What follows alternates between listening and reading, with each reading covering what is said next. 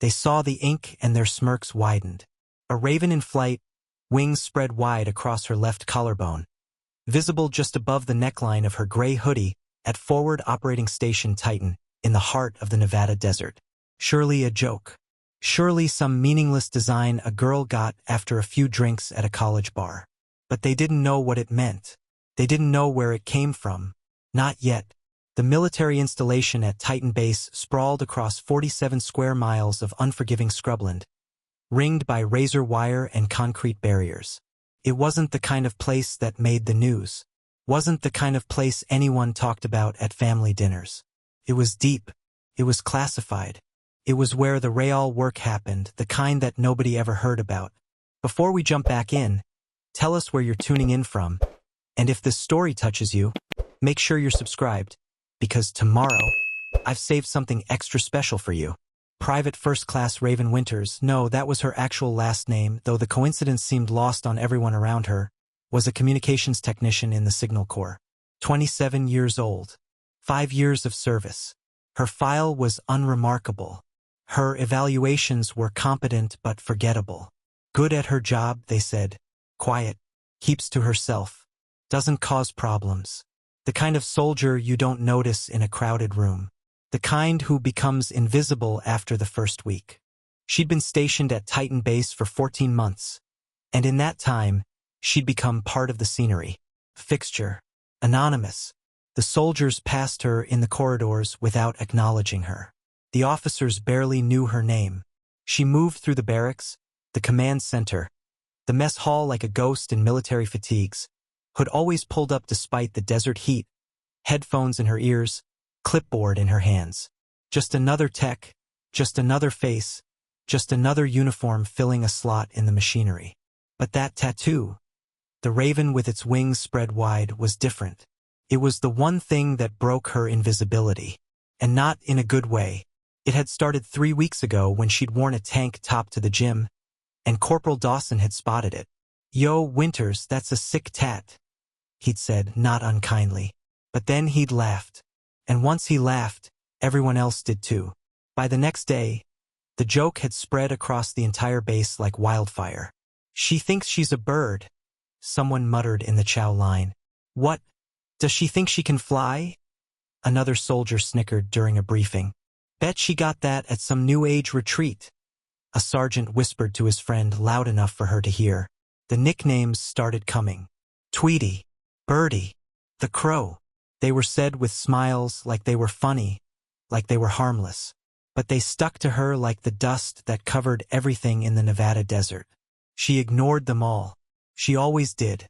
Raven had learned long ago that the best response to mockery was no response at all. So she kept her hood up. She kept moving. She kept doing her job with mechanical precision. The communications tower at Titan Base was her domain.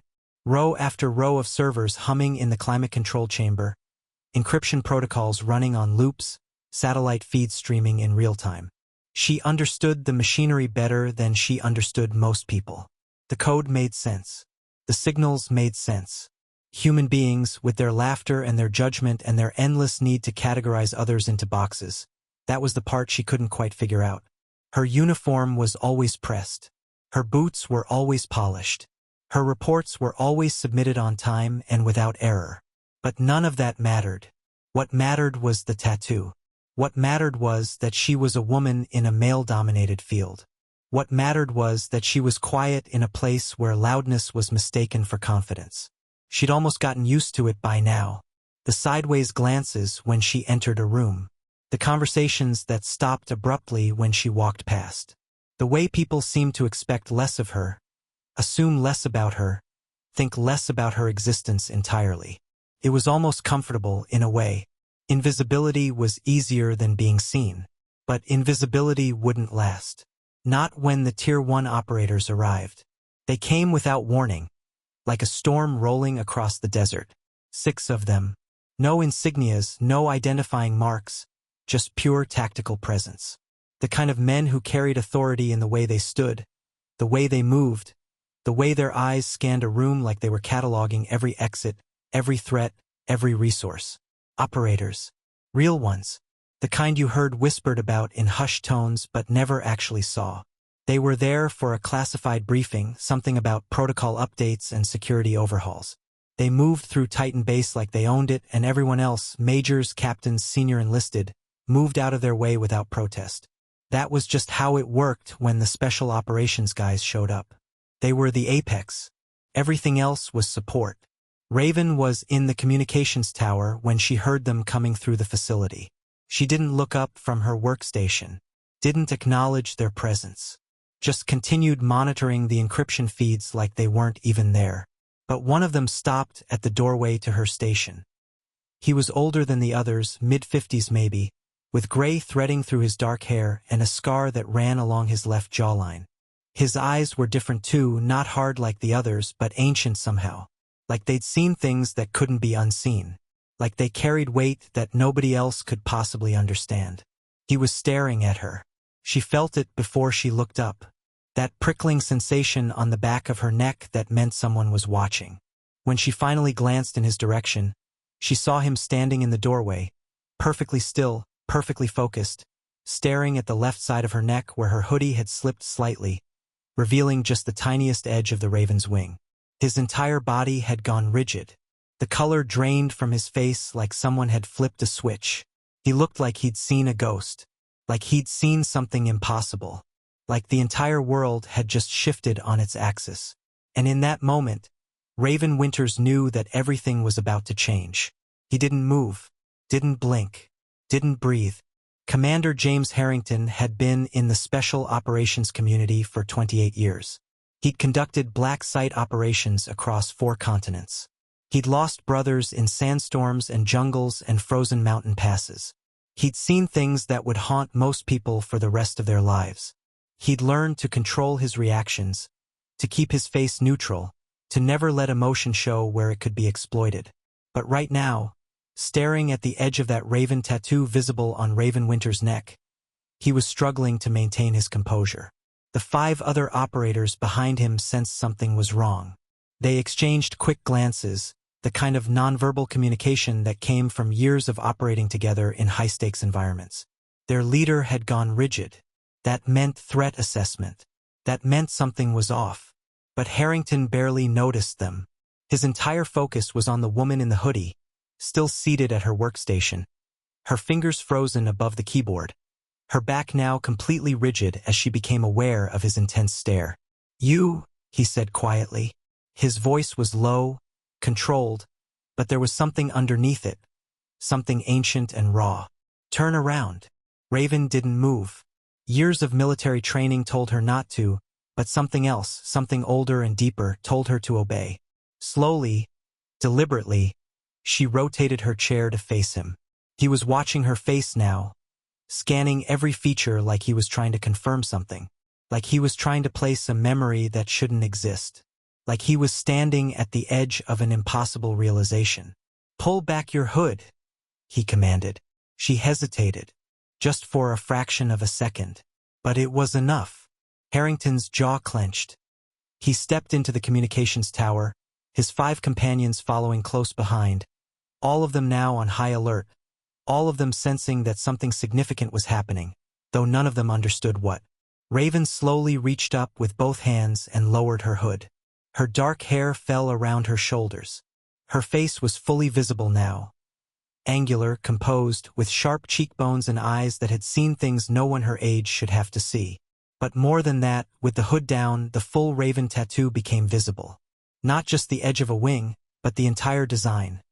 A raven in mid-flight, wings spread wide, black ink so detailed it looked 3-dimensional. And beneath the raven, almost invisible unless you knew exactly where to look, were coordinates. Latitude and longitude marked in tiny numbers that only someone trained to spot such things would even notice. The color completely drained from Harrington's face. "That's impossible," he whispered. You're supposed to be." He didn't finish the sentence. Instead, he did something none of the other operators had ever witnessed in their entire careers. He came to full attention. His back straightened, his shoulders squared.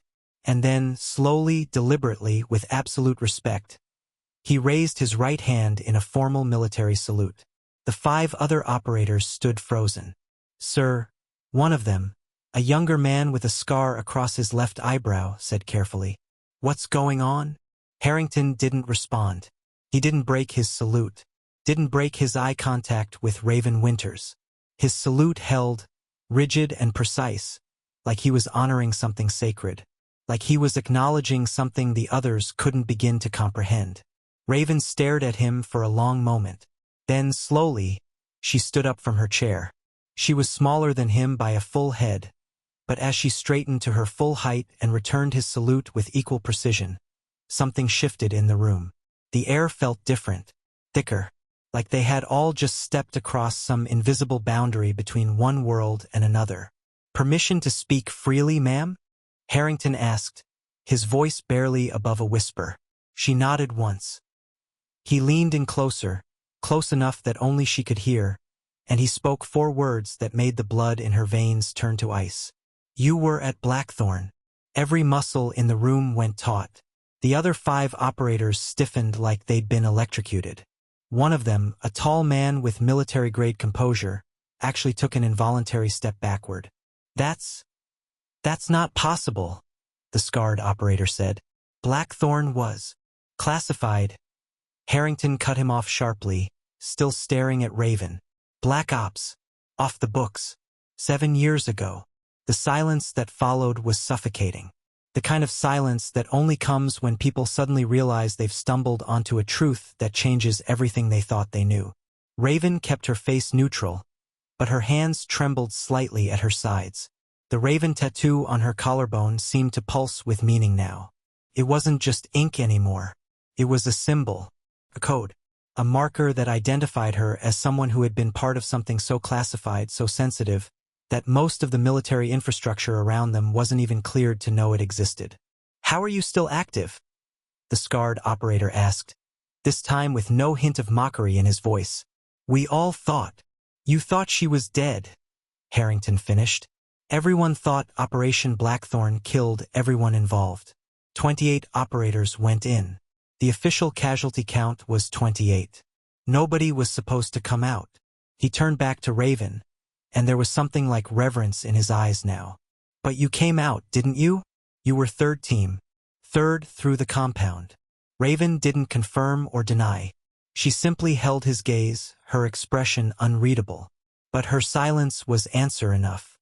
One of the other operators, a man with lieutenant commander insignia, spoke up, his voice shaking slightly. "If what you're saying is true, if she was actually part of Blackthorn." He trailed off, the implication hanging in the air between them like a loaded weapon. "That would make her the highest clearance operative on this base. Higher than all of us combined." "It would," Harrington confirmed quietly.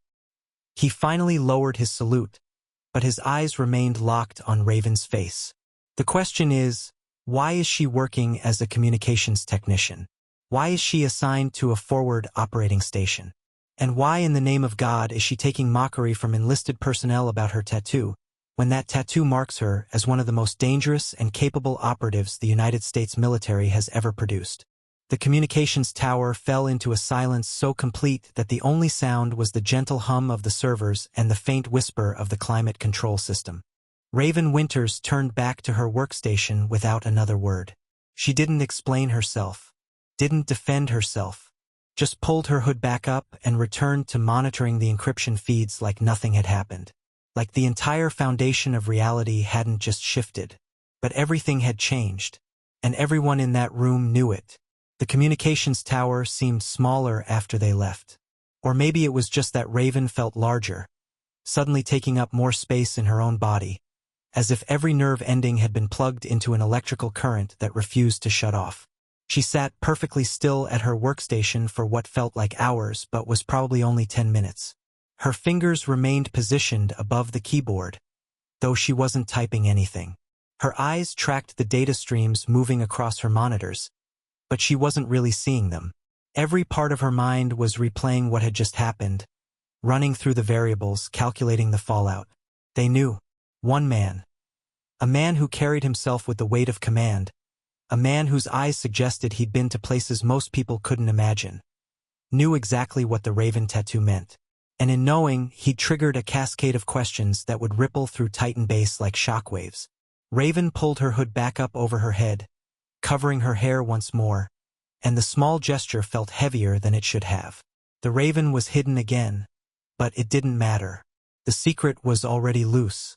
Knowledge, once released, couldn't be recaptured, could only be managed. She heard the voices before she saw them. The 5 operators and Harrington moved through the corridors of the facility in deliberate silence. But even silent men make an impact. The air they displaced, the way other soldiers automatically parted to let them pass, the subtle shift in energy that followed in their wake. All of it announced them louder than any announcement could have. Raven tracked them on the security feeds she had access to. It was easy enough. She had her fingers in most of the surveillance systems at Titan Base. Part of her job. Part of her necessity. She watched as Harrington led them directly to Colonel Raymond Drake's office. The base commander. The man who held administrative authority over all operational decisions at Titan. Harrington didn't knock. He simply entered, the 5 operators filing in behind him like a funeral procession.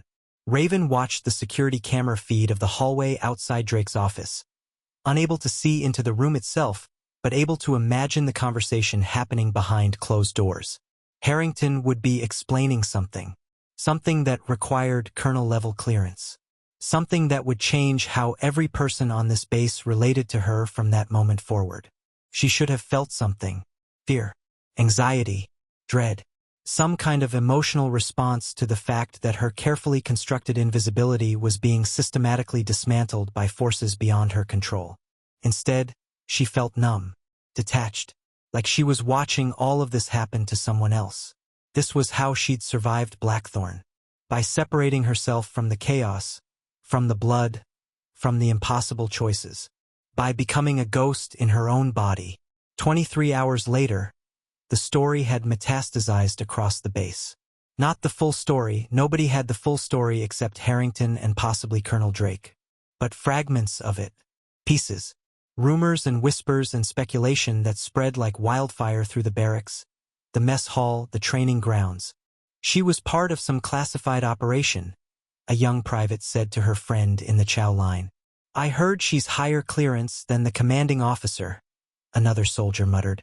Blackthorn, that's the name I heard. Some mission that went bad, and everyone was supposed to be dead. But she's here. How is she here if everyone was supposed to be dead? The jokes about the Raven had stopped. The nicknames, Tweety, Birdie, the Crow, had disappeared as if they'd never existed. But something worse had replaced them. Curiosity, speculation, fear. Soldiers who had mocked her openly now gave her wide berth. Not out of respect exactly, but out of uncertainty. Uncertainty was a weapon more powerful than any gun. When you didn't know what someone was capable of, when you didn't understand their full history or their actual authority, when you realized they might be operating on levels of classified information that you couldn't even imagine, that changed how you treated them. Raven noticed it immediately. The way conversations stopped when she walked past. The way eyes tracked her movements. The way people instinctively stepped aside to let her pass without being asked. She didn't acknowledge any of it. She moved through Titan Base the same way she always had. Deliberately, quietly, with her hood up and her expression carefully neutral. But everything had shifted. The invisibility that she'd cultivated for 14 months was gone, replaced by something far more complicated. She was visible now, but visible in a way that nobody quite understood. She was a mystery, a question mark that nobody dared ask out loud. The worst part was that she hadn't done anything to earn this new status. She hadn't revealed her story. She hadn't explained herself. She'd simply let other people fill in the blanks with their own assumptions and fears. The tattoo had done the work for her. The commander's reaction had done the work. The classified operation that nobody fully understood had done the work. She was legendary now in the way that ghost stories are legendary. Powerful not because of anything concrete, but because of what people imagined in the darkness of not knowing. 3 days after Harrington's visit, Raven was working late in the communications tower, a habit she'd maintained since arriving at Titan Base. Most of the facility was dark and quiet at 0200 hours. The skeleton crew that remained was either on the perimeter or deep in secured areas that didn't intersect with her workspace. She was monitoring a satellite feed when she heard footsteps on the metal stairs leading up to her station. Heavy footsteps, deliberate. Whoever was coming wasn't trying to be subtle about it. It was Harrington. He emerged from the stairwell with 2 cups of coffee in his hands, which seemed incongruous with his entire presentation as a special operations commander. He looked diminished in the late hours, somehow. More human. The weight of Blackthorn seemed heavier on his shoulders in the darkness. "Thought you could use this," he said, offering her one of the cups. Raven hesitated, then accepted it. She didn't drink it, just held it, letting the warmth seep into her hands. "I won't ask you what happened," Harrington said, settling into a chair across from her. "I won't ask you why you're here, why you're working as a communications tech, why you let people mock you when you could have revealed the truth at any moment. Those are your secrets to keep." He paused, sipping his own coffee. "But I want you to know something," he continued quietly. "What you did at Blackthorn, what all of us did, we were supposed to die there. The mission was designed so that nobody would come out. Nobody was supposed to survive. But you did. And the rest of us who made it out? We made it because of decisions you made. Because of your training. Because of your sacrifice." Raven still didn't speak. She looked out through the wide windows of the communications tower, out toward the desert beyond Titan Base, out toward nothing and everything at once. "The others don't need to know the details," Harrington said. "But they need to understand that you're not someone to be mocked. You're not someone to dismiss. And now, thanks to what happened in this tower, they finally do." He stood up, leaving the coffee cup on her desk, and moved toward the stairs.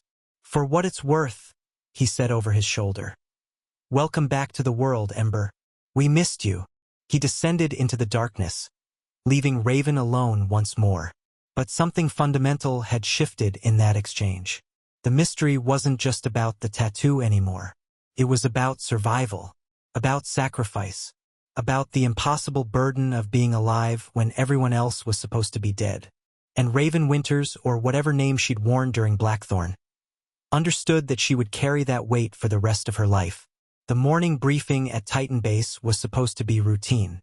20 minutes of operational updates, weather reports, and security protocol reviews. Captain Marcus Holloway had been running these briefings for the past 6 months, and they usually proceeded with the kind of monotonous efficiency that characterized military life during peacetime deployments. But this morning was different. This morning, half the base was staring at Raven Winters. She sat in the 3rd row, hood pulled up as always, clipboard on her lap, eyes forward. She wasn't drawing attention intentionally. Her presence was simply unavoidable now. The mystery had metastasized into legend, and legend had a gravitational pull that overrode invisibility. Captain Holloway was droning through the satellite maintenance schedule when Master Sergeant Victor Caldwell walked in with Major Thomas Prescott trailing behind him. Both men wore expressions that suggested they just rolled out of bed and hadn't fully transitioned into conscious awareness yet. Neither looked at the briefing. Both looked directly at Raven. Caldwell was in his 40s, career military, the kind of man who had opinions about everything and saw no reason to keep them private. Prescott was younger by a decade but carried himself with the particular arrogance of someone who'd made rank early and assumed it meant he deserved it. They didn't try to be subtle. "There she is," Caldwell said, loudly enough that conversations across the briefing room died mid-sentence. "The mysterious operative. The ghost. The legend in a hoodie." Raven didn't look at him. She simply continued staring at the front of the room, her posture rigid, her breathing controlled. Prescott smiled, not a kind expression. "I've got to say, I'm skeptical. Some classified tattoo and a lot of whispers doesn't make someone special. Could be a hoax. Could be some elaborate story someone made up to get attention." A few soldiers shifted uncomfortably. The air in the briefing room had changed. There was a tension now, a sense that something was about to break. "Maybe she stole the tattoo," Caldwell added. "Maybe she copied it from something she found in an archive somewhere. Maybe the whole Blackthorn thing is just a fantasy she built in her head to feel important." He was testing her, probing for a reaction. expecting her to defend herself, to explain, to justify her existence. She did none of those things. Captain Holloway attempted to redirect. "Gentlemen, we're in the middle of the briefing. If you could please—" "No, I want to know," Prescott interrupted, louder than Holloway. "I want to know if this woman actually earned her clearance or if she's just wearing a tattoo and letting everyone speculate. Because if she's got real credentials, she should be able to prove it instead of hiding under a hood like some kind of phantom." He stepped closer to Raven's row of seats.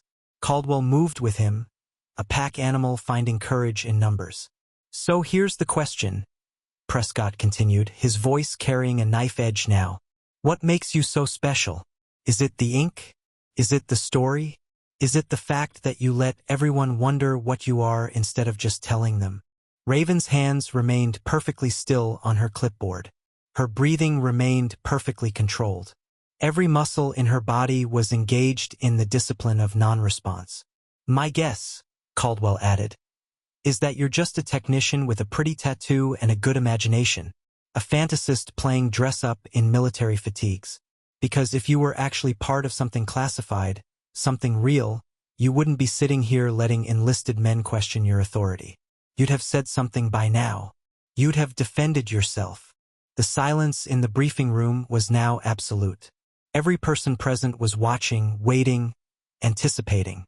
This was a moment that would define something. Something about power. Something about respect. Something about how seriously they were supposed to take the whispers and rumors about Raven Winters. She stood up. The movement was slow, deliberate, controlled. She set her clipboard down on the empty seat beside her with precise care. Then she turned to face Caldwell and Prescott directly. For the first time since arriving at Titan Base, she was going to speak. Actually speak. Say more than 2 words in a row. "Sergeant Caldwell," she said, her voice calm and measured.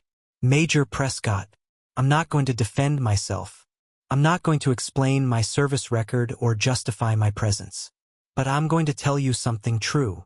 She paused, and her eyes, when she lifted them to meet Prescott's, were the eyes of someone who had seen things that changed you permanently. "My commanding officer at Blackthorn was a man named Captain Marcus Reeves.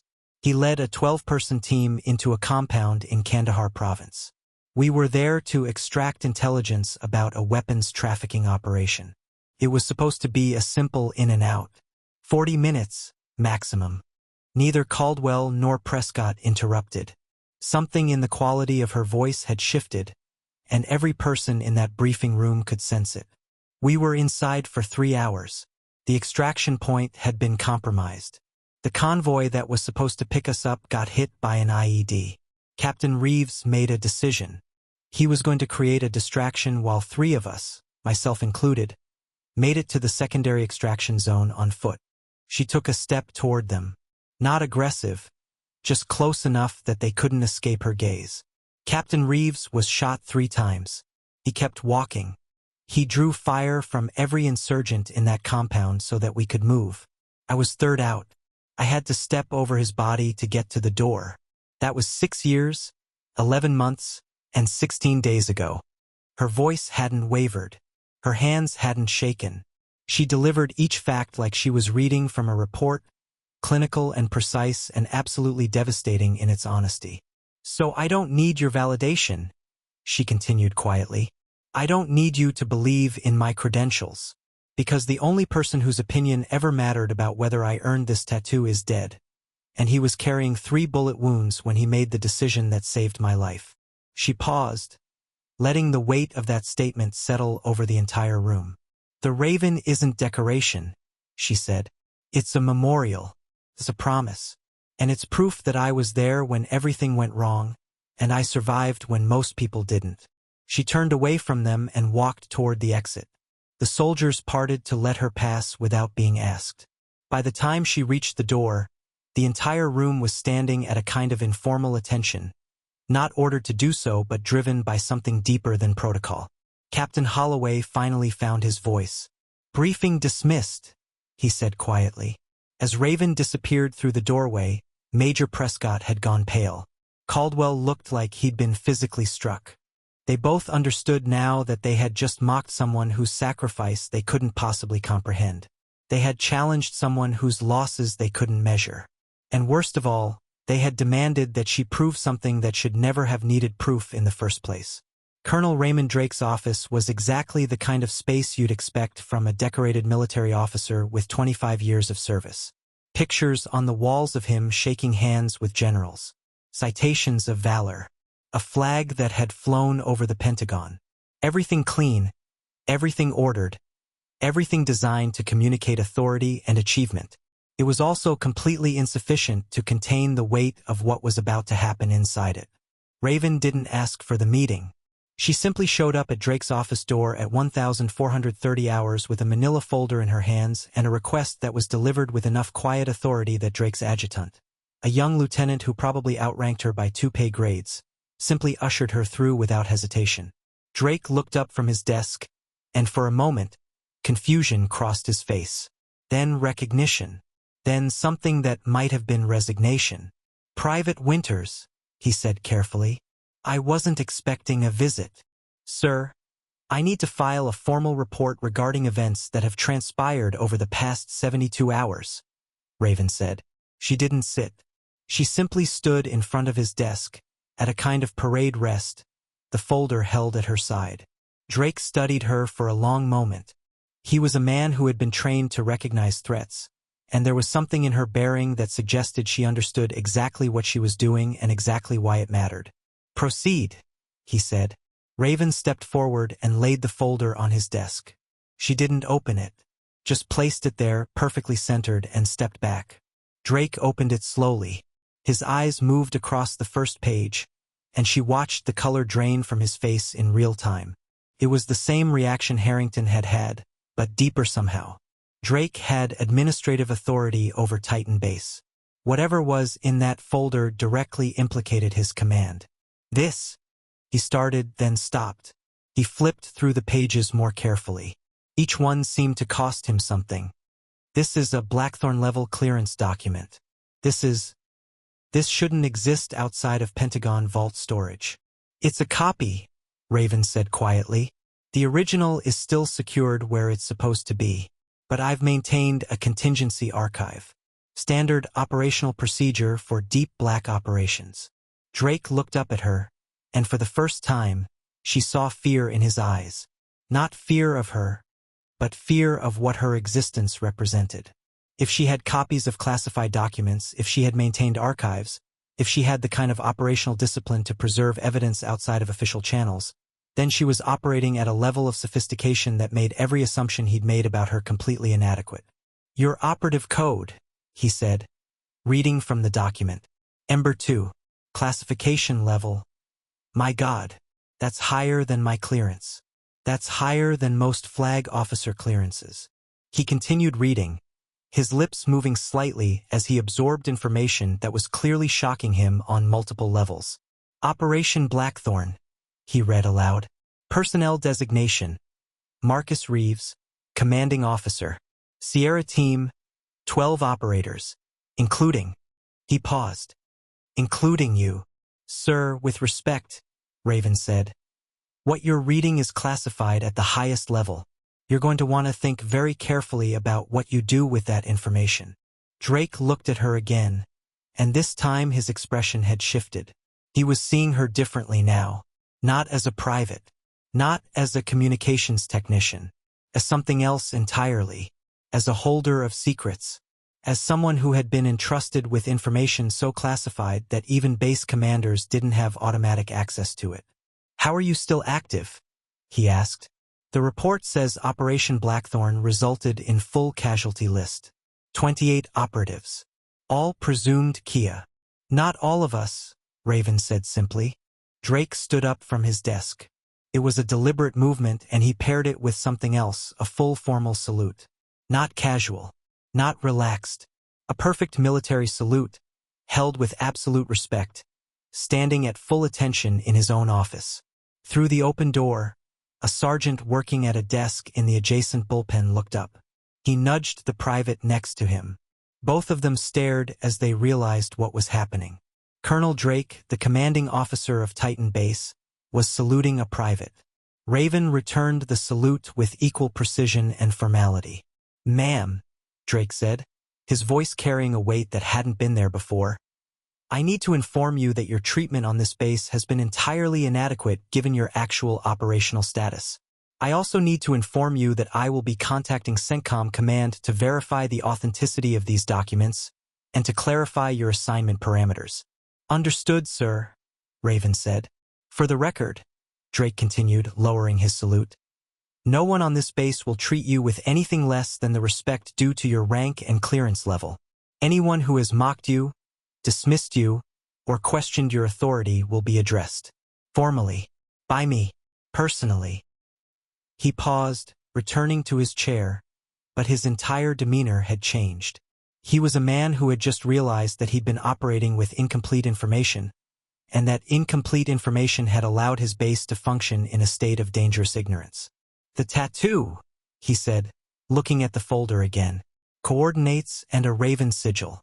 That's the Blackthorn emblem." "Yes, sir. Issued only to Blackthorn operatives. Only 2 of us received the full coordinates variation. Captain Reeves and myself." Drake's eyes lingered on that statement. The implications were clear. She was the last one, the final holder of Blackthorn's operational memory. Over the next 4 hours, Drake made a series of phone calls. None of them from his office where they could be overheard. All of them to secure Pentagon lines. He contacted SOCOM directly. He contacted the Classified Operations Division. He contacted 3 separate generals. And somewhere in the process of those calls, the entire operational structure of Titan Base shifted on its axis. By 1900 hours, every senior officer on base had been briefed. Not with the classified details, Raven had made clear that those remained need-to-know, but with the essential information. Raven Winters was not a communications technician. She was a deep black operative. Her clearance level exceeded that of most everyone on the base. Her operational history included classified missions that weren't supposed to have survivors. That evening, as Raven returned to the communications tower to complete her shift, she found something different waiting for her. 2 security personnel stood at the base of the stairs. "Ma'am," one of them said, saluting, "Colonel Drake has assigned us to provide security detail for your workstation. Standard protocol for high-classification personnel." She didn't argue. She simply nodded and ascended the stairs. The communications tower looked exactly as she'd left it. But everything had changed. The personnel assigned to support her had shifted. The access logs had been updated. The entire infrastructure of her operational presence had been recalibrated to match her actual rank and clearance level rather than her assigned rank. She sat at her workstation and looked out at the darkening Nevada desert. The raven tattoo on her collarbone seemed to pulse with different meaning now. It wasn't just a memorial anymore. It was a marker, a symbol that everyone on Titan Base now understood meant something profound. Something that couldn't be dismissed or mocked. She was no longer invisible, but she wasn't quite visible either. She existed now in that strange space between myth and reality, between classified and understood, between the woman she appeared to be and the operative she actually was. And that, she realized, was exactly where she was supposed to be all along. News at a military base moves faster than any official communication channel. By 2100 hours that same evening, everyone at Titan Base knew something significant had happened. Not the details, those remained classified, but the essence. Raven Winters wasn't what they'd thought. The whispers had been right, but not in the way anyone had imagined. The rumor mill churned through the night. In the barracks, in the mess hall, in the security stations and maintenance corridors, soldiers spoke in hushed tones about what they'd heard. Some said she was a ghost operative brought back for a special mission. Others claimed she'd been undercover the entire time, monitoring the base from within. A few suggested she was so classified that the Pentagon itself didn't know her full operational history. The truth was more complex and less dramatic than any of those theories. But the absence of truth created a vacuum, and that vacuum filled with speculation, myth, legend. Private James Owens was mopping the corridors near the communications tower at 0600 hours when he saw Raven descending the stairs with the 2 security personnel flanking her. He'd been one of the soldiers who'd mocked her openly about the Raven tattoo. He'd laughed at the jokes. He'd participated in the general dismissal of her existence. When she passed him, he straightened to attention involuntarily. Not because he'd been ordered to. Not because of protocol. Simply because something in his nervous system recognized that she represented something beyond his current understanding. Raven didn't acknowledge him. She never acknowledged anyone unless it was necessary. But the moment she passed, Owens felt the weight of his own words settling on him like ash. Similar moments happened throughout that first day. A lieutenant who'd ignored her in the cafeteria suddenly made a point to hold the door for her. A master sergeant who'd never spoken to her found himself offering a formal greeting in the corridor. The enlisted personnel who'd laughed hardest at her expense now couldn't quite meet her eyes. It wasn't respect yet. It was too raw for that, too uncertain. It was something more like fear mixed with confusion, the way people respond when they realize they've been standing next to something extraordinary without understanding what it was. Captain Holloway, who'd been running the briefing where she'd finally spoken, found himself reassessing every interaction he'd had with her over the past 14 months. He'd seen her in that briefing room every day for weeks, sometimes twice a day, and he'd never really looked at her. Never wondered about her. Never questioned why someone with her bearing and composure was working as a communications technician instead of holding a command position. Preparing and narrating this story took us a lot of time. So if you are enjoying it, subscribe to our channel. It means a lot to us. Now back to the story. Now he couldn't stop thinking about it. Master Sergeant Victor Caldwell, who'd confronted her so aggressively, spent most of his day in a state of quiet humiliation. He challenged a woman whose credentials made his own service record look pedestrian. He demanded she prove herself to someone who'd already sacrificed more than most people could imagine. The realization of that mistake sat on him like a physical weight. Major Thomas Prescott fared worse. His entire identity was built on the assumption that rank equated to capability and authority. The discovery that a private could possess clearance levels that exceeded his own created a kind of existential crisis. He submitted a formal request for counseling through the base medical unit, citing stress-related concerns. By midday, the base felt different. Not hostile, but transformed. The easy camaraderie that had characterized soldier interactions was replaced with something more careful, more circumspect. People were suddenly aware of hierarchies they hadn't considered before. They were suddenly conscious of the fact that the person next to them might be operating on levels they couldn't access. Colonel Drake, meanwhile, was having conversations that he'd never expected to have in his career. He'd contacted SOCOM, and SOCOM had put him in touch with a 3-star general at the Pentagon who'd worked with Operation Blackthorn directly. That general had spent 45 minutes on the phone explaining to Drake what Raven's actual operational status meant and why her presence at Titan Base, now that she'd been revealed, created both tremendous asset and tremendous security vulnerability. The general had been clear. Raven Winters was to be afforded every courtesy, every protection, and every resource that the base could provide. She was also to be carefully monitored, because deep black operatives who'd survived catastrophic failures often carried trauma that manifested in unpredictable ways. Drake understood the implication. Raven wasn't just a decorated operative. She was a potential liability. A person carrying classified knowledge, survivor's guilt, and operational training that made her simultaneously invaluable and dangerous. That evening, Drake called an all-officers briefing. Not about Raven specifically.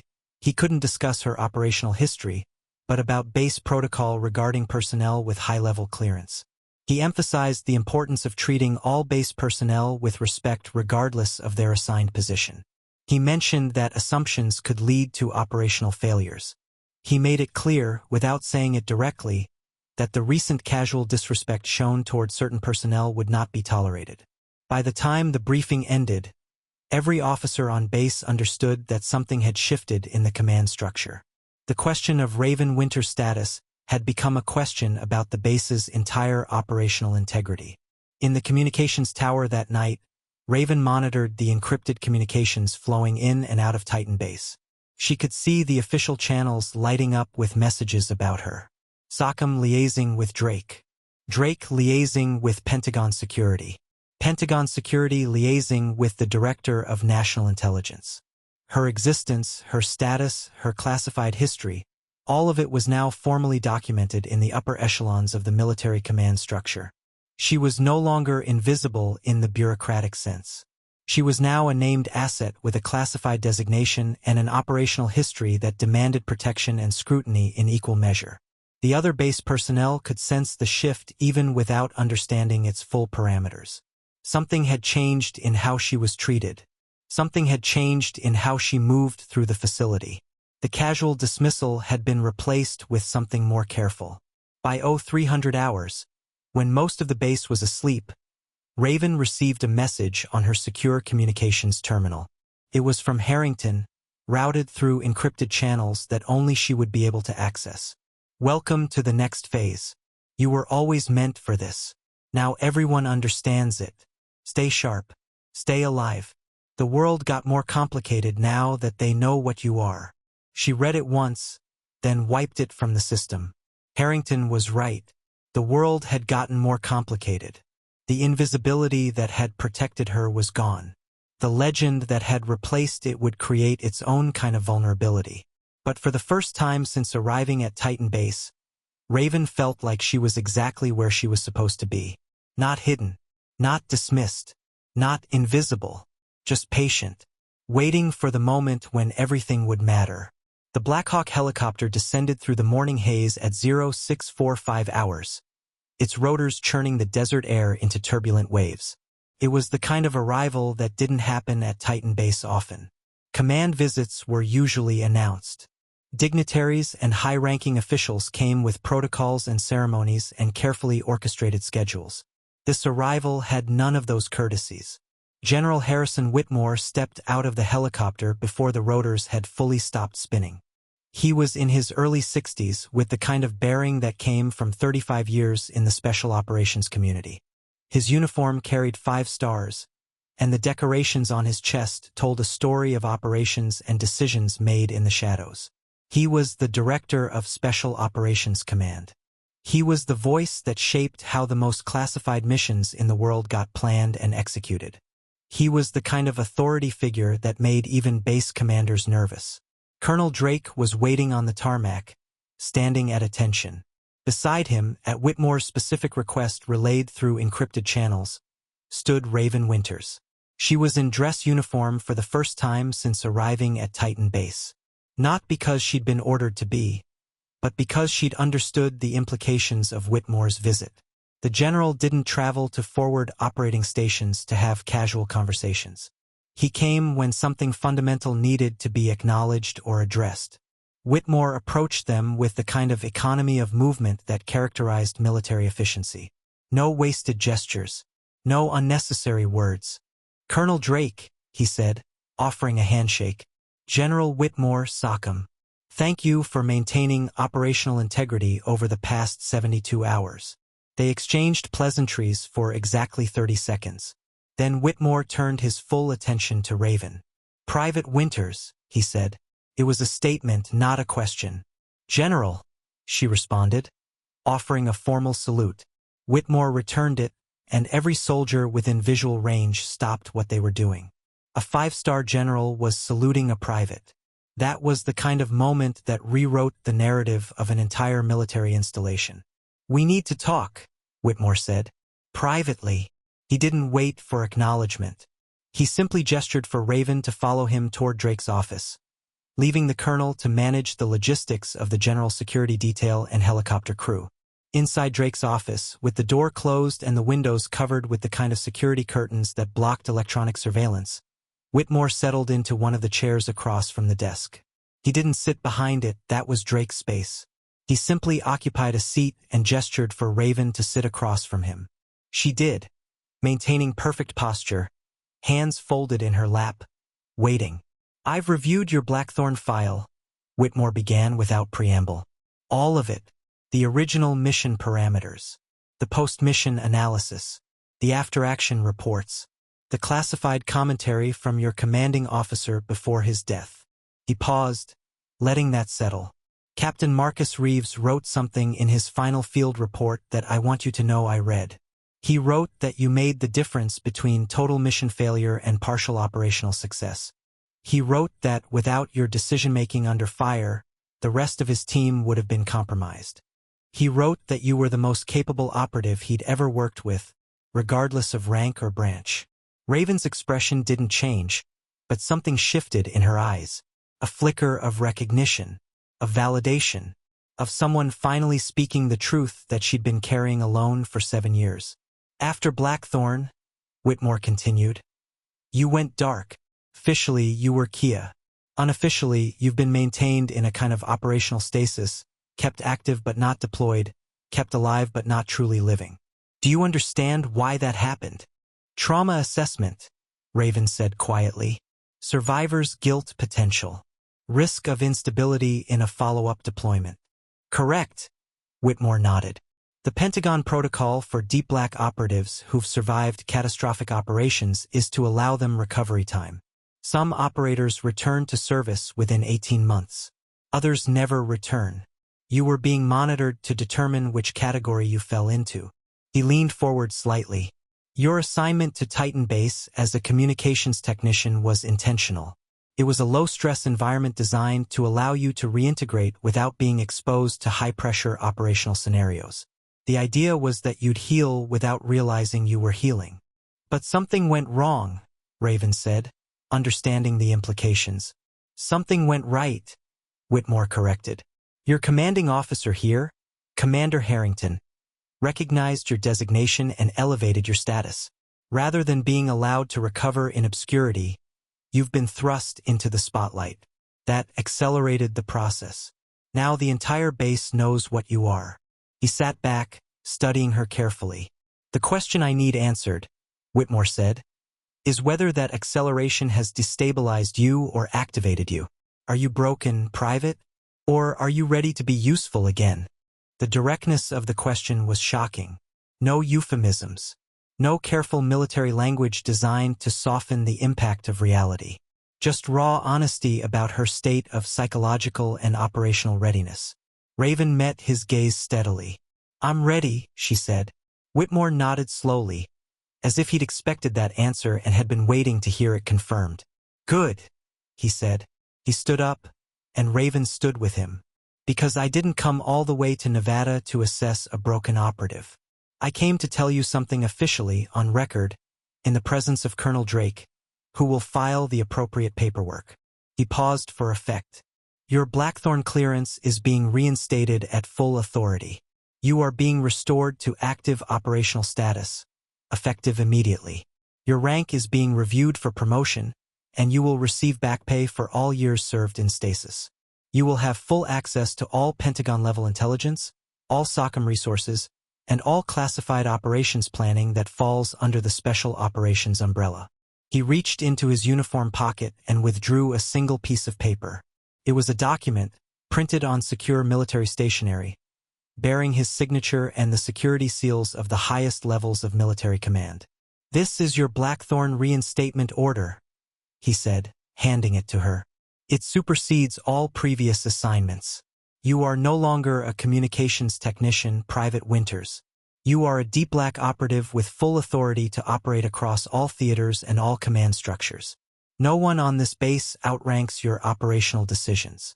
Is that understood? Yes, sir, Raven said, accepting the document. One more thing, Whitmore added. That Raven tattoo, the coordinates on it, those are part of the Blackthorn legacy now. They're the exact location where Captain Reeves died. They're engraved on his memorial at Arlington. They're the most classified coordinates in the entire Special Operations database. He looked at her directly. You carry that mark on your body. You carry it in your memory. You carry it in every decision you make. That's not a burden, Private. That's a purpose. That's why you survived when everyone else died. That's why you're standing here now.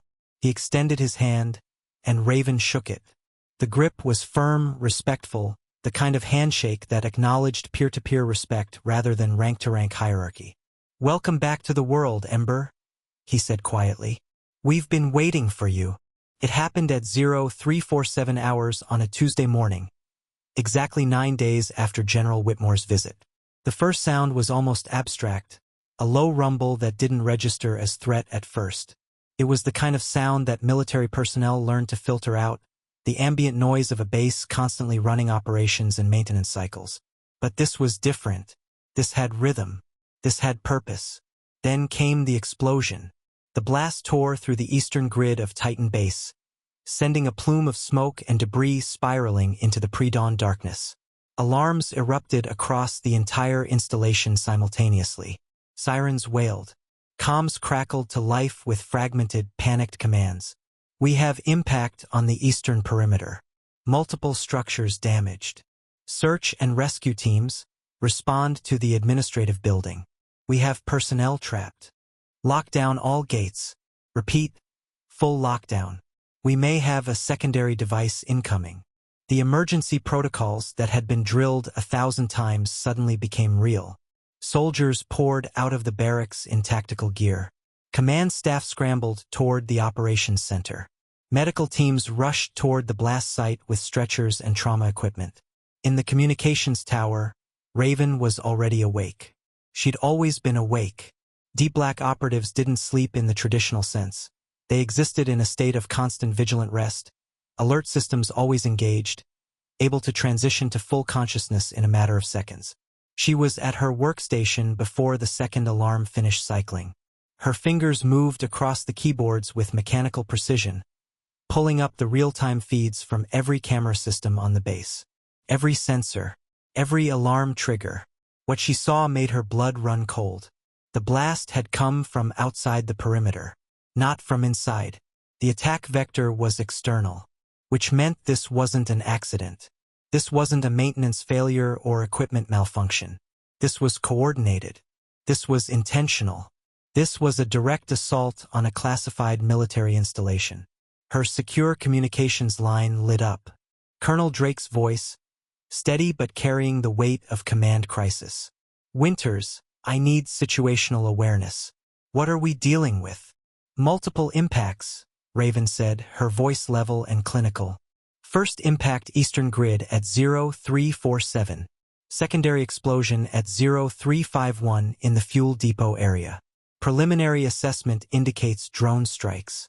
Coordinated timing suggests at least 3 separate aircraft. She paused, analyzing the data streams flowing across her monitors. Sir, radar is not showing inbound contacts. Whoever did this used stealth capability. That means this wasn't opportunistic. This was a planned operation against a specific target. Drake's silence on the line lasted 3 seconds. That was 3 seconds too long. Get me a defense perimeter analysis, he ordered. And activate full base-wide communication blackout except for secure military channels. I don't want news of this leaking before we understand what we're facing. Raven's fingers flew across the keyboards. She isolated the base communications network, locked out civilian channels, established hardened military-only frequencies. As she did, another alarm sounded, this one different from the others. It was the perimeter defense alert. Sir, we have ground movement, she reported. For figures approaching from the southern checkpoint. Fast tactical entry. They're bypassing the outer fence like it's not there. Through the security cameras, she watched them move. They weren't standard military. Their gear was different. Their movements were different. These were operators. Real ones. The kind who moved with the kind of silence and precision that came from years of high-level special operations training. How long until they reached the inner facilities? Drake demanded. Raven calculated distance, speed, obstacles. 4 minutes if they're going for the command center. 6 minutes if they're going for the communications tower. 2 minutes if they're going for the power distribution station. She watched the lead figure gesture, and the team split into 2 groups. They're splitting, Raven said. 2 heading for power distribution. 2 heading for communications. There was a pause. A moment of horrible understanding on both sides of the communication line. Winters, Drake said quietly. If they take out power and communications simultaneously, they'll have the entire base in blackout. No surveillance, no communications, no coordination between defensive positions. We become blind and deaf.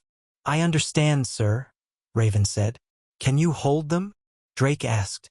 The question was simple. The answer would determine everything. Raven looked at the security readout.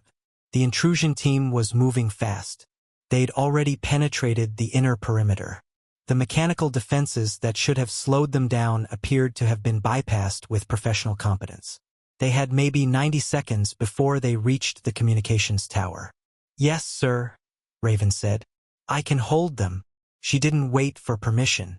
She disconnected from the communication line and began moving. Her movements were fluid, economical, the result of years of training that had been suppressed but never forgotten. She moved out of the workstation and toward the secured equipment cabinet in the corner of the tower. Inside was a weapons cache. Not standard issue, Black Ops equipment. Weapons that should have been locked away in a vault, but that she, in her capacity as a deep black operative, had the authority to access. She removed a compact rifle and secured 2 magazines. She moved to the tower's observation window and assessed the approach vectors.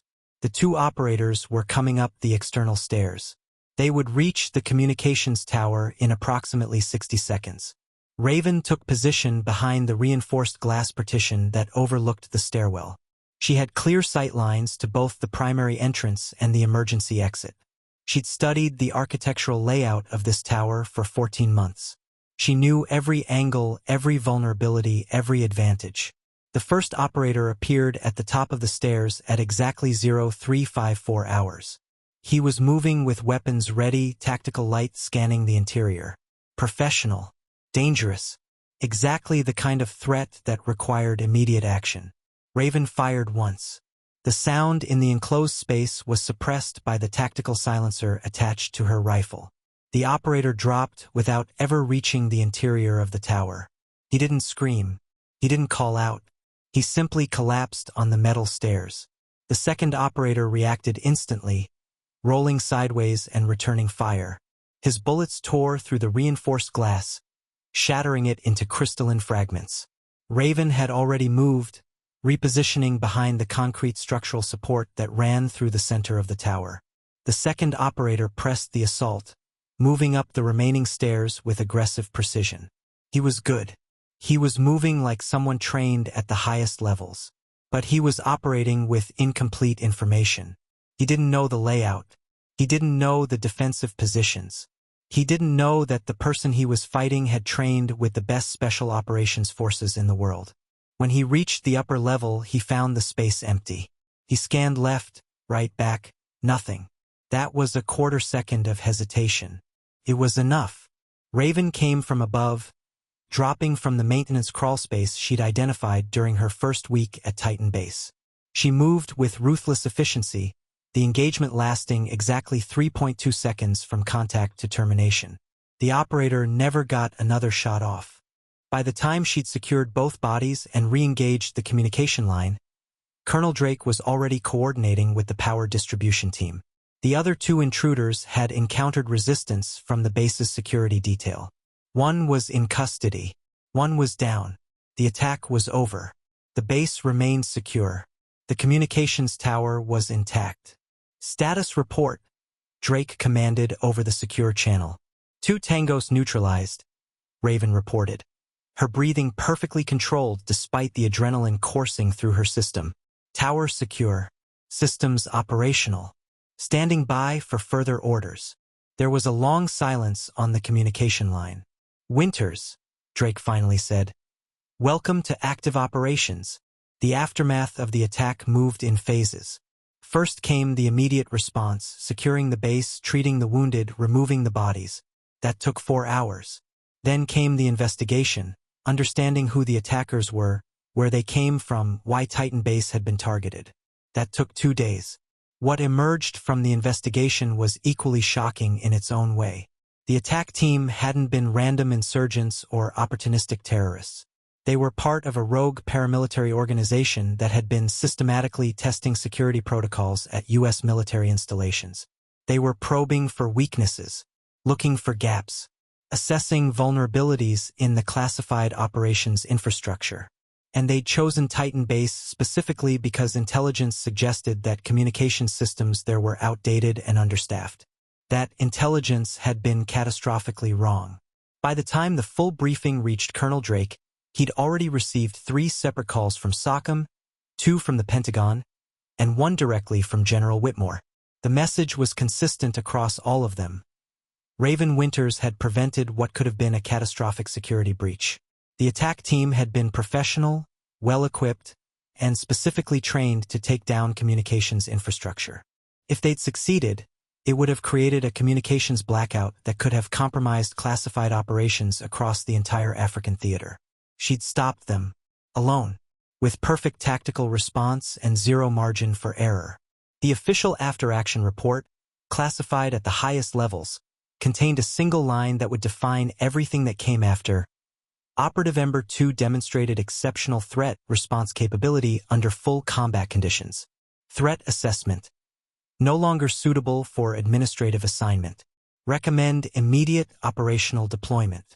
By 1,000 hours on the day after the attack, every officer on Titan Base had been informed of what had actually happened in the communications tower. Not the classified details, those remained compartmentalized, but the essential information. A private had engaged 2 heavily armed intruders and neutralized both threats without suffering injury or allowing the base to be compromised. The reaction was immediate and visceral. Private James Owens, the young soldier who'd participated in the mockery about her tattoo, was sweeping corridors near the medical bay when he heard 2 officers talking about what Raven had done. He stopped moving mid-sweep and simply stood there, understanding in that moment the full weight of what he'd been laughing at. His chest felt tight. His hands trembled slightly. He'd mocked someone who could kill him without breaking a sweat. Master Sergeant Victor Caldwell was in his quarters when he heard the news through the grapevine. He sat on his bunk in complete silence for 20 minutes, replaying the briefing room confrontation in his mind. He'd confronted a woman who was trained at the highest levels of special operations warfare. He'd demanded she prove herself. He'd questioned her authority. And she'd responded with nothing but quiet dignity. The realization of how close he'd come to serious consequences was humbling. Major Thomas Prescott, still in therapy for stress-related issues, experienced something closer to shock. The narrative that had been sustaining him, that rank automatically equated to capability, had been completely demolished. A private had done something that no major on this base could have done. A private had proven, through actions, that she deserved respect that no rank insignia could convey. He requested a formal meeting with Raven, which she granted with quiet professionalism. In that meeting, Prescott apologized. Not with the careful language of someone protecting themselves, but with genuine contrition. Raven accepted the apology without comment and returned to her duties. The rest of the base shifted their behavior more subtly. It wasn't that soldiers suddenly treated her with extra respect. That would have been too obvious, too performative. Rather, they simply stopped treating her as if she was transparent. They acknowledged her presence. They held doors. They offered greetings when she passed. The casual dismissal that had defined her first 14 months was gone. But Raven didn't stay at Titan Base. 3 days after the attack, Colonel Drake called her to his office. She found him behind his desk with 2 new documents waiting for her. "Your transfer orders," he said simply. "Effective immediately. You're being reassigned to SOCOM headquarters in Florida. That's where your actual work will be. This base was always meant to be temporary, a recovery assignment that you've now clearly moved beyond." Raven accepted the documents without comment. "For what it's worth," Drake continued, "you came here as a ghost. You're leaving as a legend. The soldiers on this base will remember you for the rest of their careers. Not because of your rank, but because you showed them what real capability looks like." He paused. "The Raven tattoo isn't a joke anymore.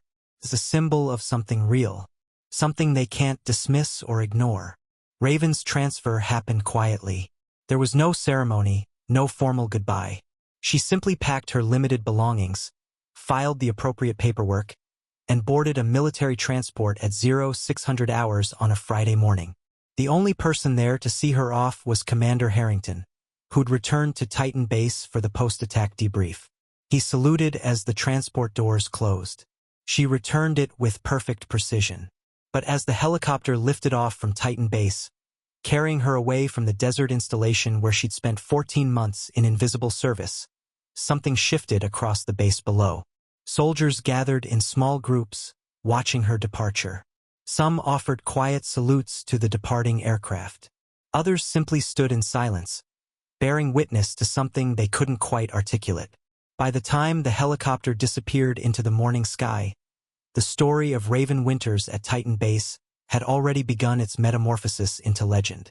By the time she landed in Florida, it had evolved into myth. By the time a week had passed, it had become the kind of story that was whispered in barracks and repeated in mess halls across military installations worldwide. A woman with a raven tattoo, a communications technician who was actually an operator, an invisible soldier who'd become a legend not through seeking recognition, but through the simple act of being exactly what she was trained to be when it mattered most. The raven had been mocked as a meaningless design. Now it represented something sacred. It represented sacrifice. It represented a person who'd survived the unsurvivable.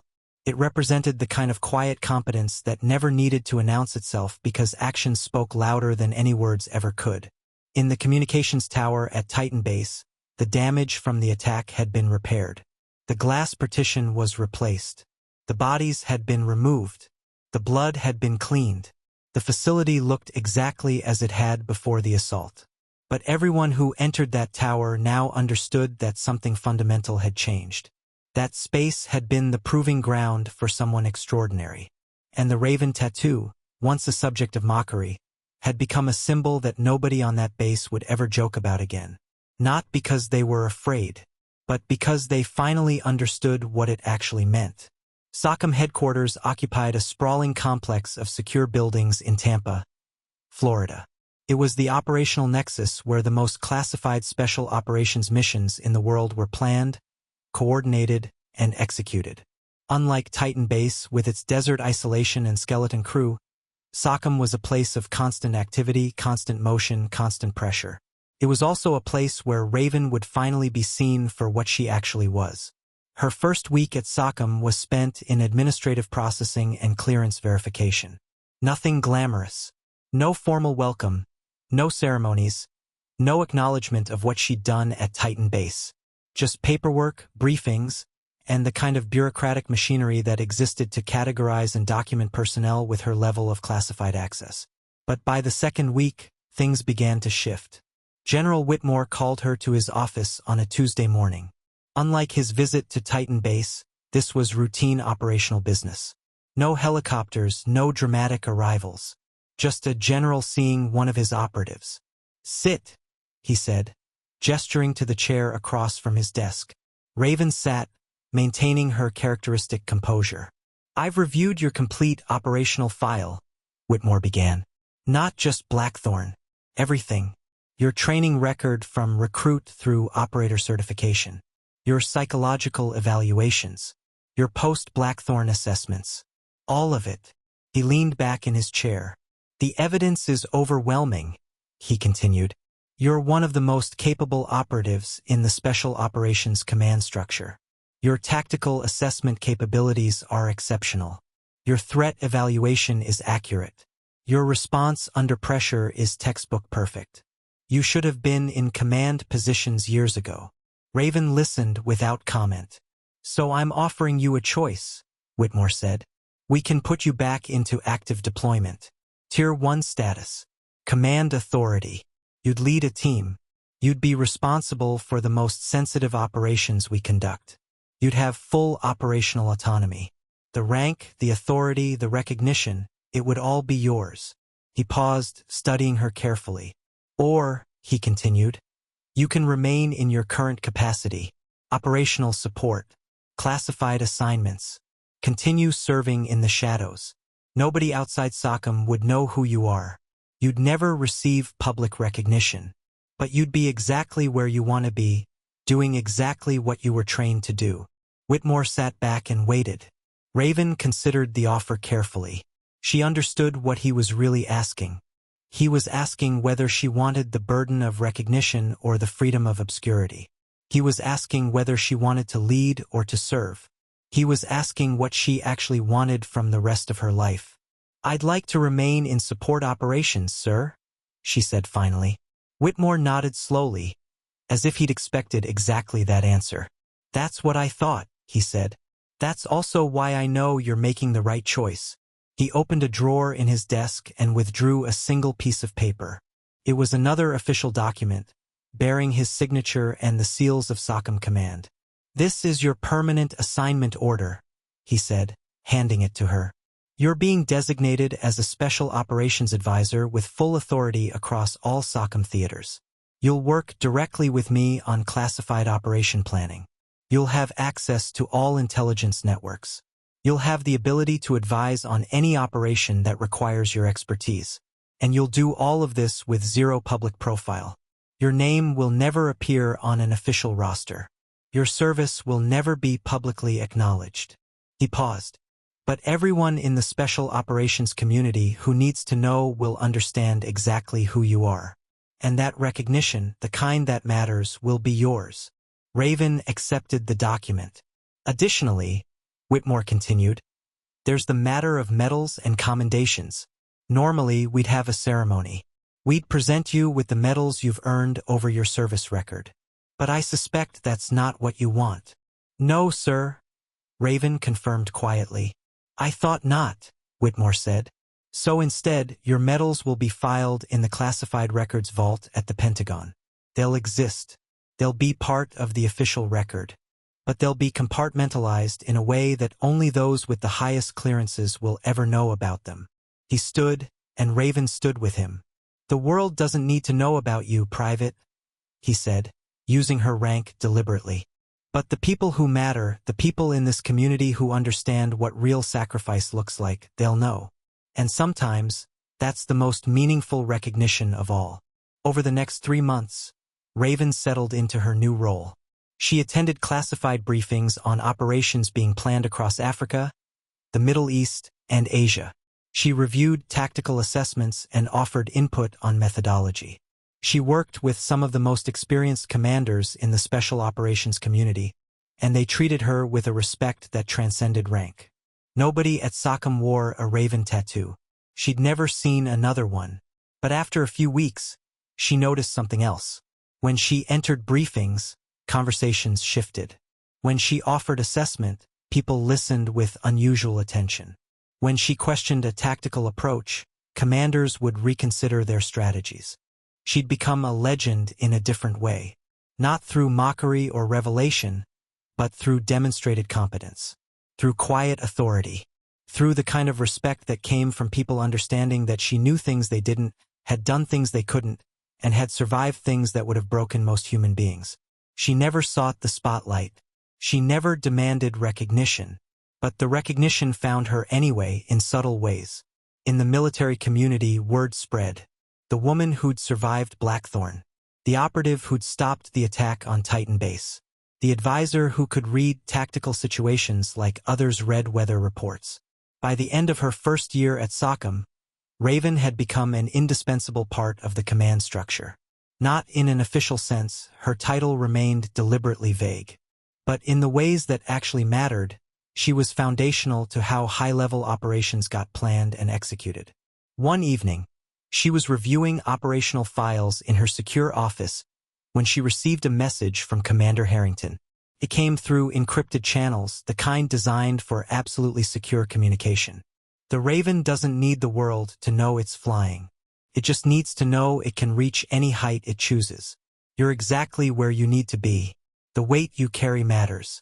The sacrifice you made matters. And the quiet service you're providing now matters more than any ceremony ever could. Stay sharp, Ember. The work continues." Raven read the message twice, then deleted it from the system. But the words stayed with her.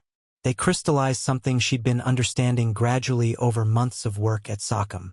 She wasn't invisible anymore, but she'd chosen a different kind of visibility. She'd chosen to be seen by the people whose opinion actually mattered. She'd chosen to serve in ways that didn't require public recognition. She'd chosen depth over breadth, substance over ceremony. The Raven tattoo on her collarbone was still there. It still carried the coordinates of where Captain Reeves died. It still marked her as someone who'd survived the unsurvivable. But now it meant something more. It meant that some people chose to be legends in the shadows. It meant that some sacrifices were more meaningful when nobody knew about them. It meant that the most powerful strength was the kind that never needed to prove itself to anyone. She'd spent 14 months as an invisible ghost at Titan Base. Then she'd been revealed, celebrated, and recognized. Now she existed in a space between those extremes, known to the people who mattered, unknown to the world. And she'd discovered that this was exactly where she was meant to be all along. 2 years after leaving Titan Base, Raven received a message that brought her back to the desert. It wasn't an official order. Sockham didn't assign her to specific locations. She operated above those kinds of bureaucratic constraints. But the message came through secure channels, and it carried weight that couldn't be ignored. Colonel Drake was retiring from active service. He'd requested that she be present for his final day on base. She didn't hesitate. She filed the appropriate leave authorization and boarded a military transport back to Nevada. Titan Base looked exactly the way she'd left it. The communications tower stood against the desert sky, unchanged and unchanging. The barracks buildings were in the same places. The mess hall occupied the same position. It was as if time had stalled in the Nevada desert, preserving everything in amber. But the base itself had transformed. As her transport descended toward the landing zone, she noticed the changes immediately. New security checkpoints, upgraded perimeter defenses, enhanced radar installations.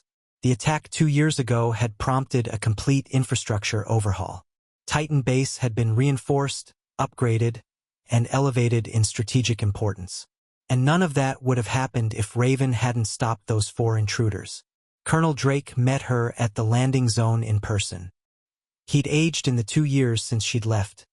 More gray at the temples, deeper lines around his eyes, but his bearing remained military perfect. "Welcome back, Ember," he said, offering his hand. She shook it firmly. "Your presence means more than you know," he continued. "There are people on this base who want to say goodbye. People who need to understand that the legend they've been living with for 2 years is real."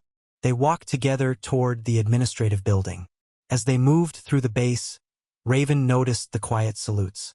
Not ordered, not ceremonial, just soldiers acknowledging her presence with the kind of respect that had been earned through action and maintained through memory. The soldiers who'd mocked her tattoo were older now. Some had been transferred, but the ones who remained had become keepers of the story. They whispered when she passed. They pointed. They told newer recruits, "That's Ember. That's the one who stopped the attack." The myth had become institutional. It had become part of Titan Base's identity. Drake held a private reception in his office that evening. It was small, just senior staff, a few key operators who'd been present during the attack, and Harrington, who'd flown in from his current assignment. No formal ceremony. No public fanfare. Just a gathering of people who understood what Raven actually was and what she'd actually done. "When she first arrived here," Drake said, speaking to the assembled group, "I barely noticed her. She was just another technician. Invisible. Unremarkable. And that's exactly how she wanted it." He paused, looking directly at Raven. "But sometimes," he continued, "the most powerful people in the world are the ones nobody notices until the moment when everything depends on them. Raven Winters was that person. And this base, this entire installation, exists in its current form because of decisions she made under fire." Harrington raised his glass. "To Ember," he said simply. "To sacrifice. To the kind of strength that never needs to announce itself." Everyone in the room drank to that. Later that night, after the reception had ended and the other officers had departed, Raven found herself alone in the communications tower. It was the same space where she'd engaged the intruders 2 years ago. The repairs had been completed long ago. The glass had been replaced. The damage had been erased. But the memory remained.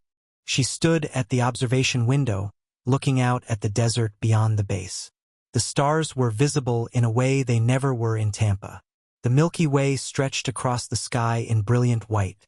The darkness was vast and infinite, Commander Harrington appeared in the doorway. He had a habit of arriving without announcement. "I thought you might come here," he said quietly. Raven didn't respond, just continued looking at the stars. "You know what the most interesting thing about you is?"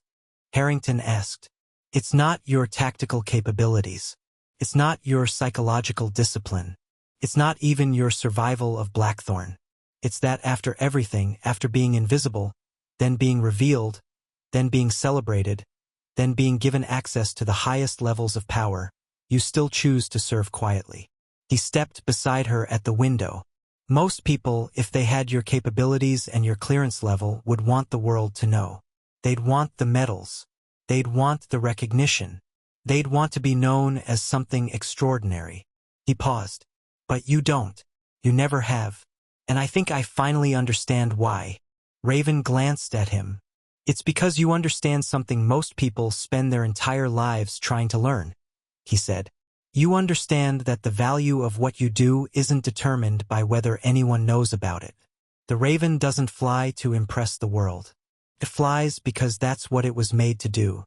And you serve because that's what you were made to do." Raven turned to face him fully. "When you left here 2 years ago," Harrington continued, "you left as a legend. But you didn't leave to be a legend. You left to keep doing the work. The real work. The work that happens in the classified spaces where nobody will ever know your name or understand your contributions. That's where the real strength is. That's where the real power exists." He reached into his jacket and withdrew a single photograph. It was old, creased, worn from being carried. When he handed it to her, she recognized it immediately. It was Captain Marcus Reeves, her commanding officer from Blackthorn, the man whose final decision had saved her life.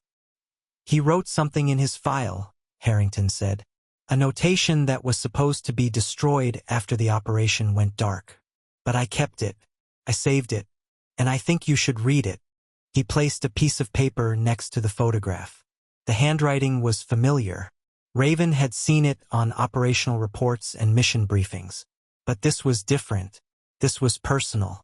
This was Reeves writing in the hours before he made the decision that would cost him his life.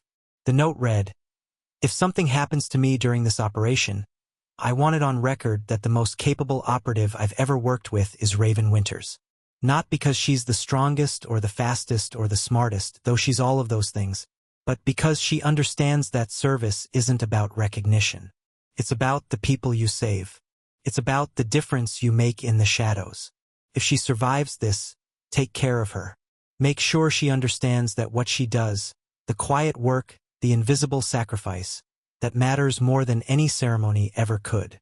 Raven read the note 3 times, and something shifted inside her. Not broke, shifted. The weight that she'd been carrying for 7 years, the weight of being the only survivor, of being responsible for her team's deaths, of living when others had died, that weight didn't disappear. But it transformed into something else, into meaning, into purpose. "He knew," Harrington said quietly.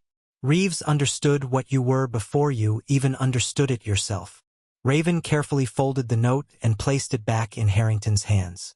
"Keep it," she said, "for the next operative who needs to understand that being invisible doesn't mean being unimportant."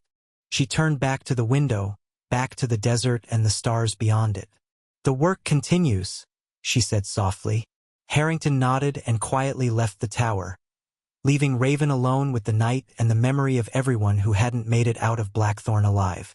2 weeks later, Raven returned to Sockham and to the classified operations that defined her existence.